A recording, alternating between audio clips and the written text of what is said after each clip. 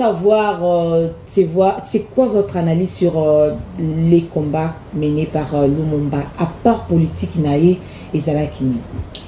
Merci beaucoup pour la question, elle est cruciale. Patrice Emery Lumumba, c'est quelqu'un qu'il faudrait, même si on devait aller dans l'impossible, adorer dans ces pays, mais il n'est pas un dieu, c'est un humain, parce qu'il a ses faiblesses, il a aussi ses côtés forts. Mais j'aimerais beaucoup plus parler de ses côtés forts sur le plan politique.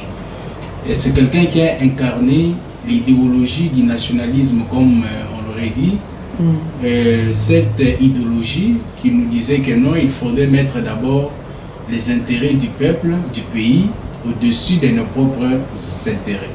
Alors, je peux illustrer cela par quelques pensées que cet homme m'a données.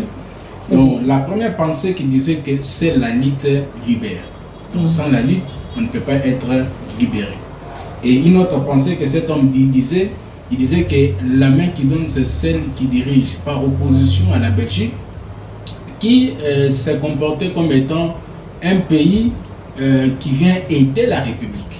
Alors, lui a compris que par le seul fait que quelqu'un vous donne, c'est cette personne-là qui pourra vous diriger. Alors, on doit faire les renversements des valeurs. C'est ainsi qu'il dira au président de l'époque, Joseph Kasavubu, lui dire que non, trop c'est trop, on ne peut pas dépendre toujours de la Belgique, nous sommes aussi prêts à faire mieux.